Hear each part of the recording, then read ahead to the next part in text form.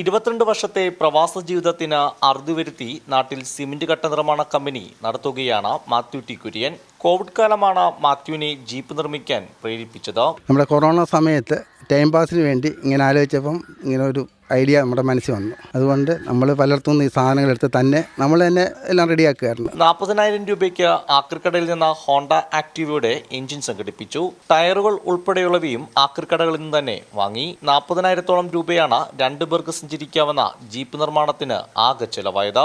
ജീപ്പിന് 40 kilometre speed വരെ സഞ്ചരിക്കാനും ആകും. തന്റെ കുഞ്ഞൻ ജീപ്പ് നാട്ടിലെ താരമായെങ്കിലും മാത്യുവിന് ചെറിയൊരു വിഷമമുണ്ട്. പഴയൊരു ആക്റ്റീവ വാങ്ങിച്ചു, അതിൻ്റെ എഞ്ചിൻ എടുത്ത് അതുപോലെ കയറ്റി ബാക്കി മെയിൻ്റനൻസ് എല്ലാം ബോഡി വർക്കെല്ലാം നമ്മൾ തന്നെയാണ് ചെയ്ത്.